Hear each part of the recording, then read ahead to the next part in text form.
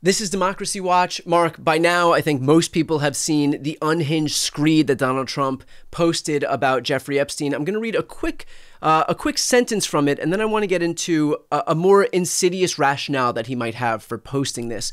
He wrote, "For years, it's Epstein over and over again. Why are we giving publicity to files written by Obama, crooked Hillary, Comey, Brennan, and the losers and criminals of the Biden administration who conned the world with the Russia hoax, 51 intelligence agents, the laptop from hell, and more? They created the Epstein files just like they created the fake Hillary Clinton, Christopher Steele dossier that they used on me, and now my so-called friends are playing right into their hands." And so there are some obvious reasons, I think, that we can all imagine as to why Donald Trump might not want to talk about Jeffrey Epstein, the guy who called Donald Trump his closest friend for 10 years. But you and I have spoken about a more insidious rationale that Trump might have for bringing this up specifically. Can you explain what that is?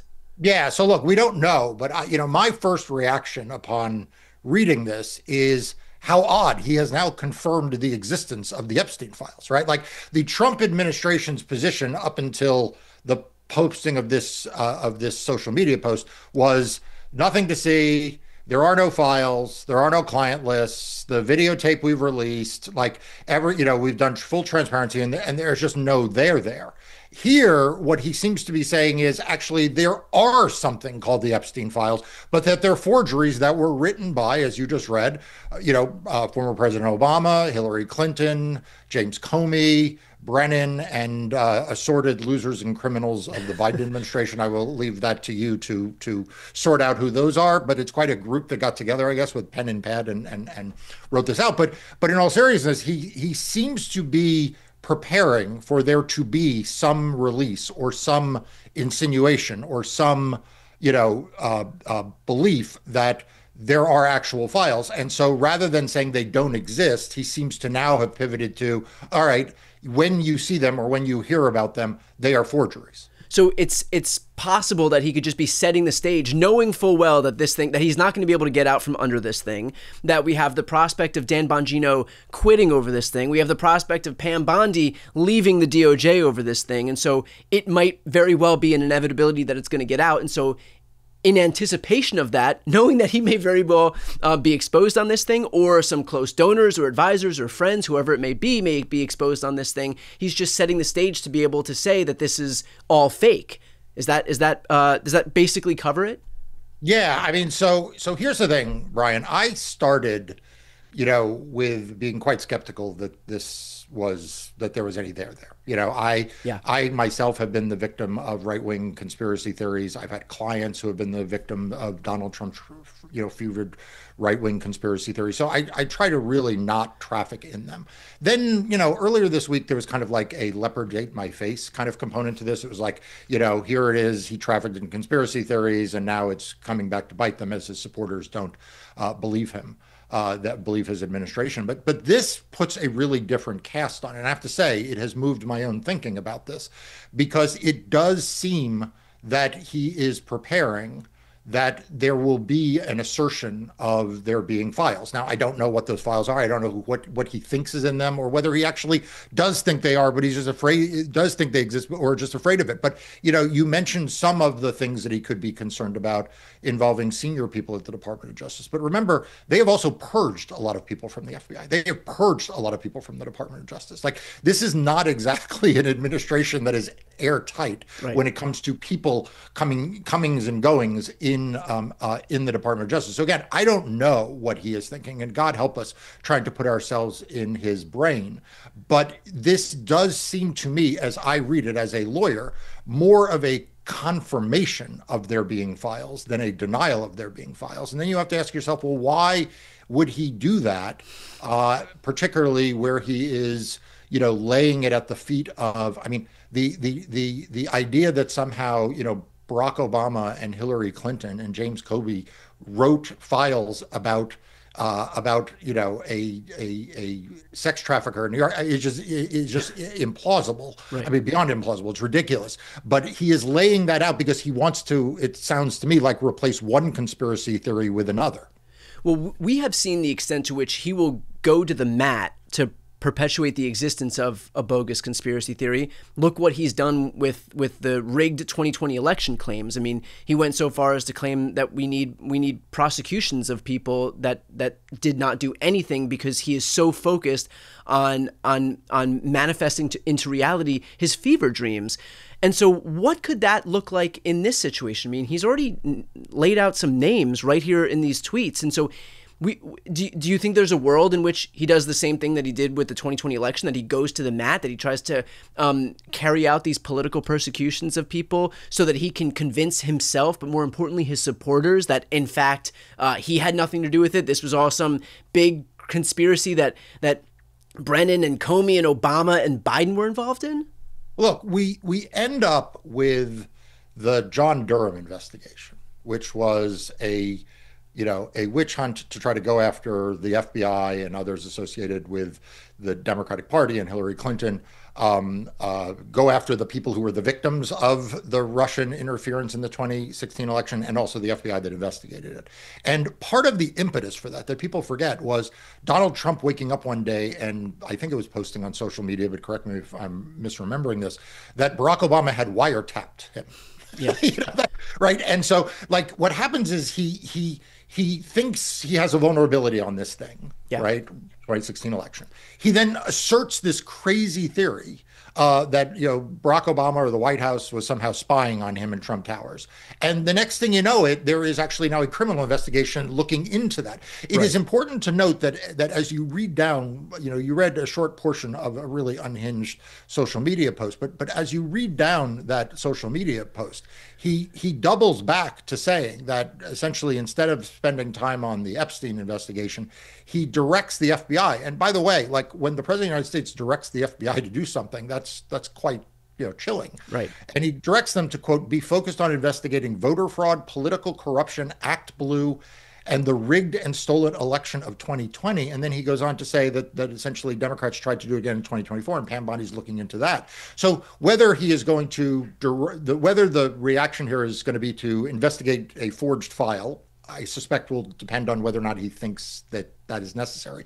But at a minimum, he is diverting attention here to say, look, I'm going to investigate my political opponents who happen to overlap with, in large measure with the people he's now saying forged these files. And I don't think it's any coincidence. This also comes on the same day that he announced that he's going to try to strip the citizenship of a native-born American, Rosie O'Donnell, something that he has absolutely no power to do. Congress doesn't have the power to do. But I don't think that was an effort, now that I've seen this, to divert attention. I think it's actually his idea here is that he's going to weaponize the Department of Justice in as many extreme fashions as possible, so that he has that sort of machine, that war machine against his enemies going, so that if these files come out, people be warned, that he will then turn it on them. I think you're exactly right about the fact that he is laying the groundwork now to do this. And we have seen these instances where he starts to introduce kind of an ember of an idea, and how quickly that explodes into a full-blown inferno. We saw it with the Obama wiretapping. We've seen it with everything as it relates to the 2020 election. And so it's smart to see it right away, because we usually don't see it until it's ballooned into something bigger. But this is it. I mean, this is the very first instance where he is going to fixate on Comey and Brennan, Obama and Biden, and pretend and convince his supporters, more importantly, that they were involved in some whole, forgery scheme, so that he doesn't have to take responsibility for whatever, may very well be on those documents itself. And so, I do think it's important that we recognize what he's trying to do as he's trying to do it, so that when it happens, when he goes on and repeats it over and over and over again, it's not, people will recognize the whole point of it, and that is really just to serve as some distraction from the reality of what those files might hold. Yeah, and look, again, to be clear, like, you and I don't know. This is we're piecing this all together. But that said, I can't help but pick up on something you just said, which is normally he does embers, and the embers burn, and like, we're not really paying all that much attention to those embers burning until they're burning really hot. And what's interesting in the last week is how clumsy he has been, right? Like it has not been subtly placing embers. First, you had the situation on Tuesday, which I know you covered extensively on your channel, where he kind of like jumps into, in the middle of a cabinet meeting, jumps into an answer that of a question that was asked of Pam Bondi about Epstein, and that struck a lot of people at the time as quite clumsy for him. You know, this is someone who's usually pretty stagecraft about this stuff. And then this social media post today also feels very, very panicked. I mean, like it feels very, you know, no, I mean, it's the truth. You and I had spoken off camera when we first you know, logged on here about how this is actually very out of character for someone who has a pretty tight grip on what the narrative usually is. And this is so overtly panicked, so obviously panicked that it is way out of character for somebody who's able to, you know, he's got the right-wing media ecosystem wrapped around his finger, but this does not seem like a very characteristic post that he would make, especially if he's trying to divert your attention away from something else. I mean, he literally comes out and says, "Why are we talking about this? It's always Epstein, Epstein, Epstein." I mean, this is somebody who's really lost the plot, and it does seem completely unhinged. Yeah, and it seems unhinged in a different way than he is usually unhinged. He is usually unhinged in leading a parade. Yeah. And here it feels like he's unhinged trying to stop a parade. Correct. And it's like the parade is like walking down the street and there are marching bands and people crowded on the sidewalk. And he's like, there's no parade here. Nobody see a parade. And that is why I say it just feels very out of character, because normally, even when he was at odds with some in his coalition around the Iran bombing, it felt very much like he was leading. You know, it felt very much like he was the man setting the tempo. And this feels like someone who has totally lost the tune. I mean, like he is not just not setting the tempo. Like he's playing off one song sheet and they're screaming on another one. Yeah. Well, it'll be interesting to see what happens next. I share your opinion here that, you know, I came into this very skeptical. I mostly was focusing on the irony of the fact that, you know, this is an administration composed of people who really predicated so much of their identity, so much of their brand on releasing these files, and how they got conned by, you know, Alina Habba and Pam Bondi, Kash Patel, Dan Bongino, and even Trump himself, because really they were lied to. But now, given the fact that they have protested, that Trump is protesting so loudly, I've switched over from just being, you know, interested in the fact that you know, this is a very overt lie, that it's very clearly splintering the MAGA base. But now that, you know, where there's smoke, there's fire, right? And if you have Donald Trump protesting so loudly against this stuff, whereas I was pretty skeptical before about the existence of anything, now, legitimately speaking, I have to only imagine that there must be something worth hiding if Donald Trump is so upset about the prospect of something getting out. Right. And to me, you know, the biggest tell of how panicked he is that he has actually now set up his attorney general and FBI director. Because remember, where we were just a few days ago is they said there are no files. There is no list, right? We went from Pam Bondi saying there are files and a list and they're on my desk, to them having to walk that all the way back and her saying, look, you know, there were files, but there's nothing in them, blah, blah, blah, blah, blah. And now the question is that some reporter has to ask Pam Bondi is, what are the forged files? Like, can you release the documents that Barack Obama wrote? Can you release the files created by James Comey and Brennan, right? Yeah. And so he has in some ways undercut, you know, the strategy as it had been up until now of basically saying there is no there. There's nothing, there is nothing there. And now they are stuck in this place. So, I mean, you know, your job is usually to ask me questions, but I'll ask you one. Like, what does Pam Bondi do now?